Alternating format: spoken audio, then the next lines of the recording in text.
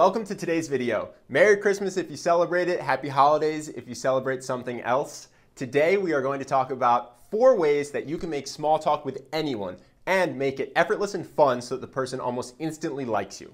Before we jump in, there's 2 quick things. 1, we are doing a kind of online raffle, we've never done this before, to give a free hour of coaching that's normally worth $500 to 3 people. So there's more details about that at the end of the video. It's going to run for the next 3 weeks, so you don't have to rush there now, but at the end of the video, there's more details on that. And second, this video assumes you are already in conversation. So if you want to know how to get into conversation, I will put a video in one of these corners that Charlie made about 3 easy ways to start a conversation with anyone. And I will also link to that at the end of this video, so you can watch that if that is something that interests you. So, small talk.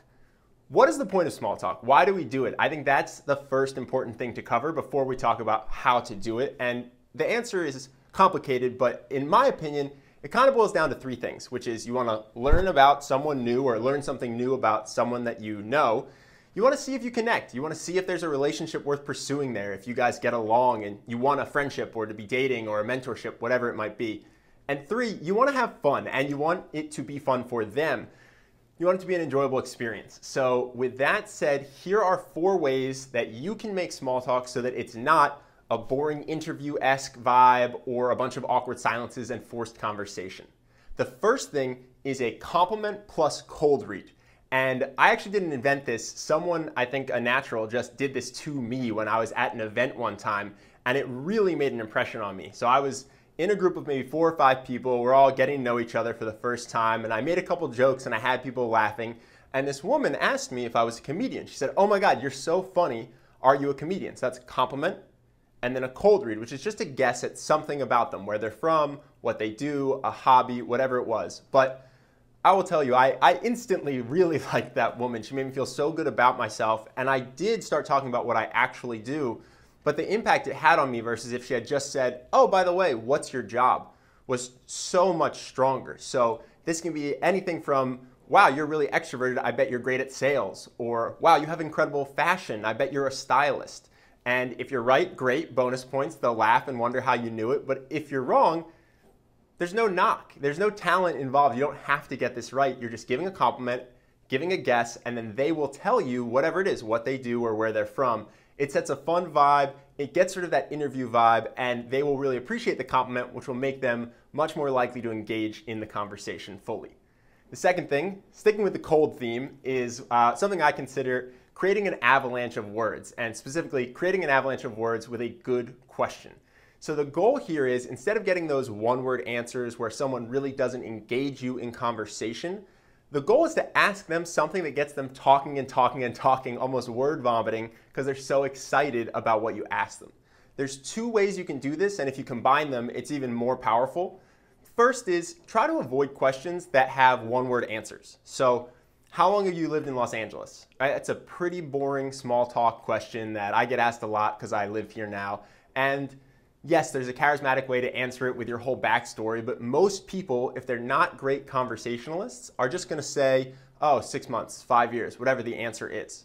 Instead, if you ask them a question that gets them talking more, like, "Why did you move to LA?" or "What do you do for fun?" right? You will get them to engage in a longer answer, get them talking. They'll give you more to respond to. You'll have a much more natural conversation full of different threads you can take. The second thing is ask them something that they're going to want to answer because they like talking about what you've asked.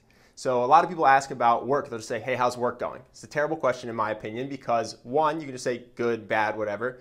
2, they might not like their job. But instead, if you can ask, "What's exciting at work these days?" or even better, "What's exciting in life these days?" or "What do you do for fun?" Now the person is more likely to engage and talk because they like talking about what they like.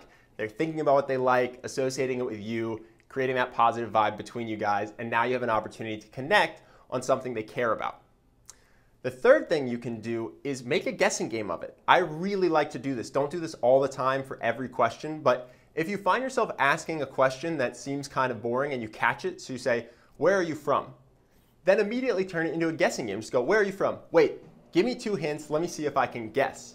And the person will probably appreciate that you're making this conversation more fun. They'll give you hints, they'll have to think about what to say, you'll try to guess, you'll be laughing and smiling. When you eventually do find out where they're from, it's a much more fun process to get there. Now, you wouldn't want to do this in any situation. You wouldn't want to do this if you're small talking your boss, let's say, but it's really useful in social situations, bars, things like that.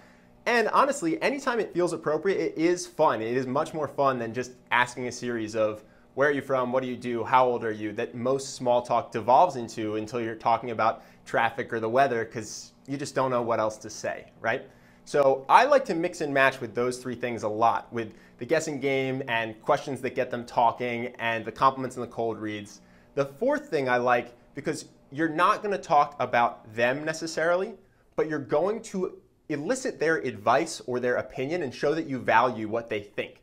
And it's a very simple question. It's just, hey, I have a quick question for you, and then anything that you genuinely think is interesting. Now, unlike the avalanche, which is about what they think is interesting, this is really, what do you like? What do you think is interesting to talk about? And you try to engage with them on this instead of just the regular list of topics that everybody asks about when they're making small talk. So this can be anything from super light to kind of deep. When Charlie and his brother Henry and I went out to a restaurant the other day, they were wearing ugly Christmas sweaters. And so we just started asking the people sitting around us and the waitresses and the hostesses which sweater they liked more. And then they could guess, and then we could tease, or they could pretend that, oh, it's just because you like Charlie more than Henry, it's not the sweater. It made a fun vibe for everyone around us, much more so than if we just said, hi, what's your name? Here's my orders. I want this sandwich, whatever it might be. The other thing you can do is go a lot deeper, and especially with people that you know a little bit or you've met before, this is a really easy way to create a more interesting conversation than just how have things been going. So anytime I am with extended family and I'm with somebody who was married for a long time or had a marriage that didn't work, I like to just ask them, hey, I've never been married, I'm in a relationship. I would love to know your thoughts on what makes a long-term relationship work or what doesn't. And what's nice about this question is if they're happily married, they're going to be happy to tell you what has worked for them. Interestingly enough, if they aren't happily married or they're struggling or they're divorced, they're still really actually pretty excited to talk to you because I've seen an instinct where people want to help you to avoid the mistakes that they've made or the suffering that they've had. And so a question like that, if you find it interesting like I do because you like relationships and psychology, can start a really interesting conversation, much more so than how are the kids, how's the job, the questions that everybody asks. So those are the four things that can help you to make a small talk conversation interesting and fun and feel effortless and natural. And that is a compliment and a cold read, a question that creates an avalanche of words, having them play a guessing game of any kind, or telling them that you want to know their opinion on a question or something that you find interesting that you want to kind of bring into the conversation via a question. Also, if you want that video on how to start conversations that Charlie made, you can click here. And if you want a video Charlie made on how to make an amazing first impression, and specifically the 4 emotions that guarantee a great first impression, you can click here. So thank you so much for watching. I hope that you enjoyed it, and I will see you in the next video.